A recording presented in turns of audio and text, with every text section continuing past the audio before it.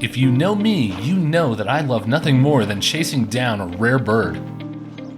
And the past week has been a wild one, which has seen me drive all the way up to the mountains hours away, and then also to a familiar spot for the channel about 15 minutes away. We've been fortunate to have quite a few crazy visitors to Colorado over the past couple of years, but the two that showed up this week might beat them all. So in this video, I head out to try to photograph and see these two historic Colorado visitors. And you'll want to stick around to the end of the video because we've got a bonus segment of a bird I just went out and photographed yesterday. The rare bird summer rolls on.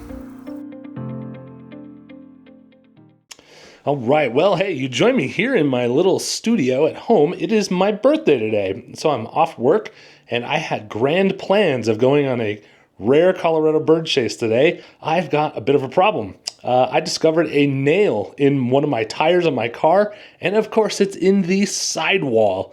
So the tire needs to be replaced completely.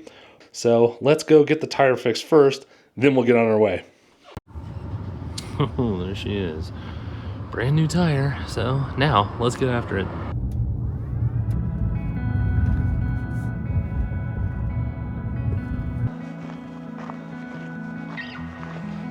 So yeah, here we are. And we're right by the shooting range. So if you hear like gunfire in the background, it's actually okay. I'm not getting shot at. There's just a shooting range out here.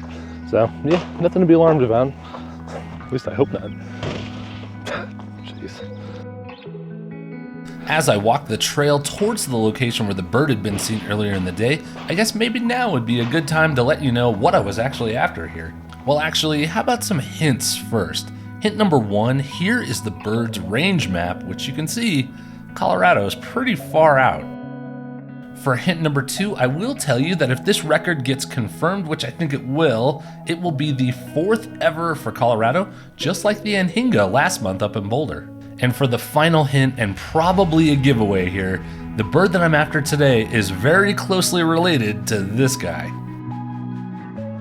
If you guessed Tropical Kingbird, then well done. And as I approached a group of photographers and birders all pointing at a tree, I thought maybe my search for the day was going to be easier than normal. So naturally, I too pointed my camera at the mystery bird in the tree, but noticed a problem right away. The mid-afternoon heat was causing a ton of heat distortion through cameras and birding scopes. And the second problem was, this was just a regular western kingbird. It wasn't the tropical that we were seeking. Let's take a look real quick at the differences we're looking for between the western and tropical kingbird.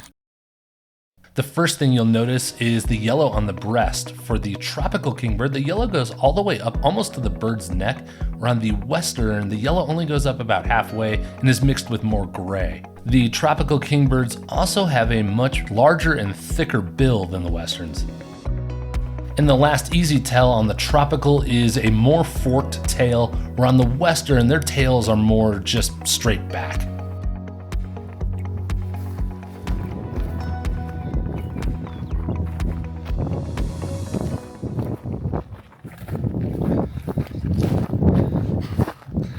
We have found the person who initially found this bird this morning.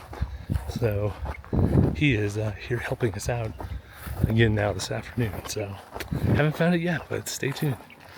But out in that field, all we found was another heat-hazed western kingbird. And all of a sudden, word got back to us that the bird had been found, of course, all the way back in the parking lot. And on a phone line right above the tomahawk throwing pit, there was our bird.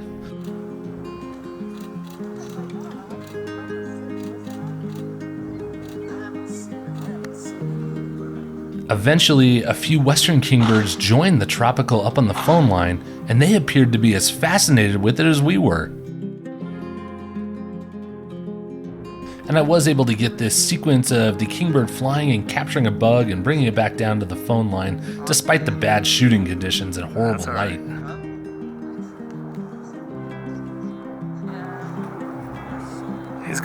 He's a good fly catcher. And stills weren't great either on the day due to all the heat haze, but still an awesome rare bird to see here in Colorado. And little did I know that it was only the warm-up for the week. It was about to get a lot crazier.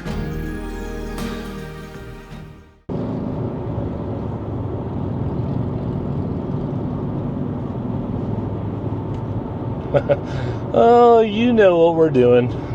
We're out for another rare bird here in part 2. Rare bird summer rolls on, and this is another crazy one here. I don't know what's going on in Colorado that is attracting all of these off-course birds, but I'm here for it. So I'm heading about 2 hours away today. It's going to be worth it though. Yeah, and we're going to be going up in elevation. That's a little hint for you. We're going up to about 8,500 feet to see this rare bird that's been hanging around for a week.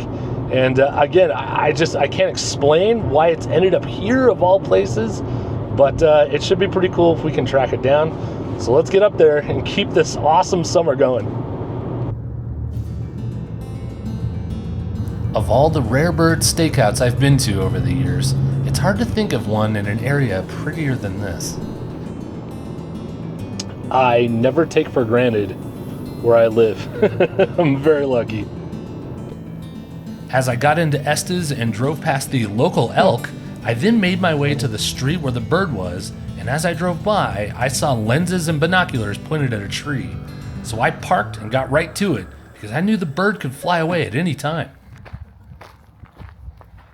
I had heard throughout the week that some people were waiting up to 4 to 5 hours for the bird to come in, so I felt pretty lucky as I walked up. The bird was already here.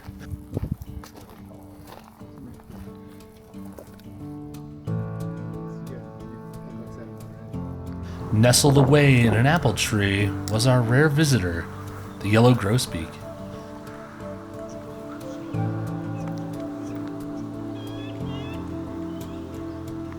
The bird appeared to definitely be taking an afternoon siesta, which is understandable when you see where this bird is from. Here's a range map where you can see this is mostly a bird found in Mexico and a very small part of Central America. Occasionally the bird would perk up and look like it was about to get active, only to then settle back into a deep sleep in the afternoon. And as we all stood there waiting for the grosbeak to get active again, I couldn't help but wonder what he might be dreaming about. Was he missing Mexico's sunny beaches? Or perhaps he was just simply missing being able to sip on a margarita? Or maybe these were all my dreams that were coming through. Could go either way, hard to say. But eventually, after another hour of snooze time, the grosbeak started moving around and looked like it was about to get active. It jumped down out of the tree into a bird bath, conveniently behind a bunch of bushes, which made the photos tough. The bird then jumped up to the feeder, which also didn't really provide great looks. But then, our 2-hour wait paid off when the grosbeak flew into a conifer tree right over our heads. He jumped around on some branches, giving us all some great photos and me a decent video clip here before he finally flew off into the distance, ending the chase for the day.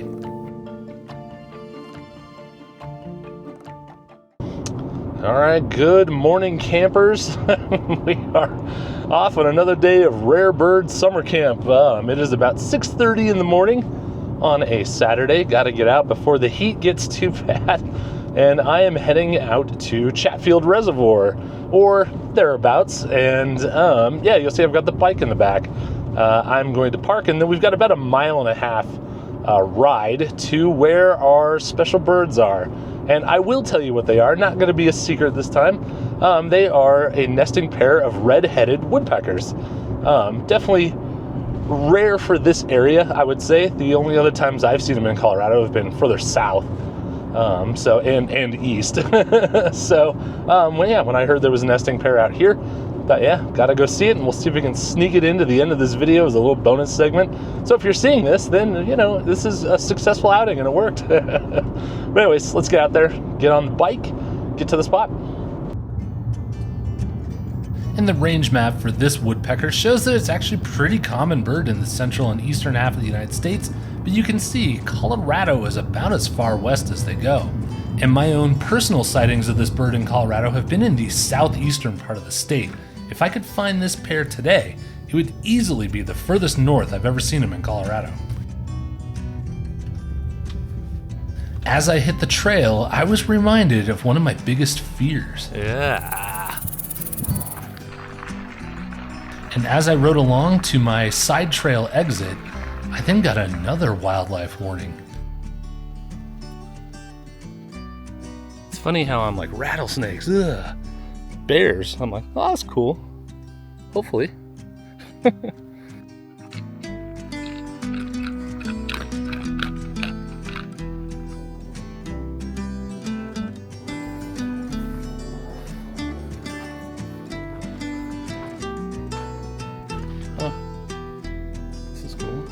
Eventually, I got to the spot where the woodpeckers had been reported nesting in some dead trees. But the woodpeckers weren't the first thing that I saw. This proud osprey was sitting at the top of a tree devouring a fish that it just caught. And in the tree next to him was his mate, calling for him to bring some of the fish over and share the meal. And to my surprise, the male said, "No, don't think that I will," and devoured the entire fish right in front of me. Big fella is gonna be sleeping on the couch tonight. That's a tough look. Quickly though, my attention went back over to the dead tree as I saw movement, and sure enough, it was our red-headed woodpecker.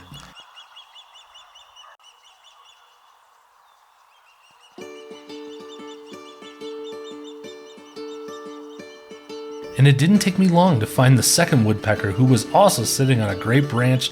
Oh, they are spectacular.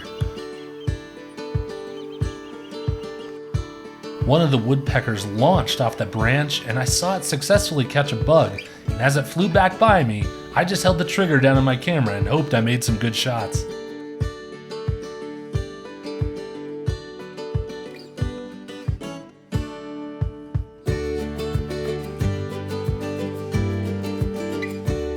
After flying the insect back into the nest within the tree cavity, the woodpecker came back out and gave me one last good look before I decided to call it a morning.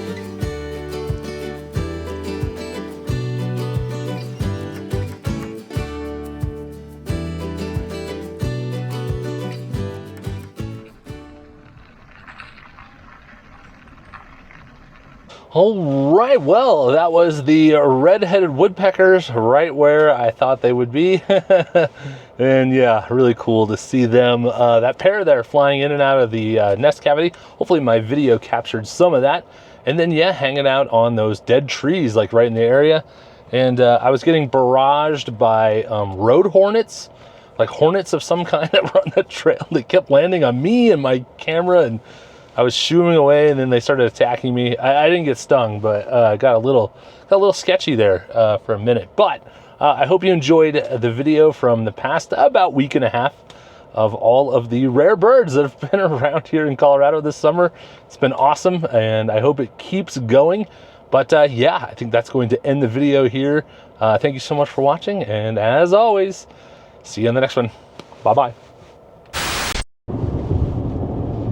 I think I've got some dreaded gray hairs coming in, and man, every time you hit that birthday, it's just an existential crisis for me. Just like, I still want to be youthful. I still want to be, you know, cool. And every year I'm just reminded more and more that that ship has sailed. You'll never...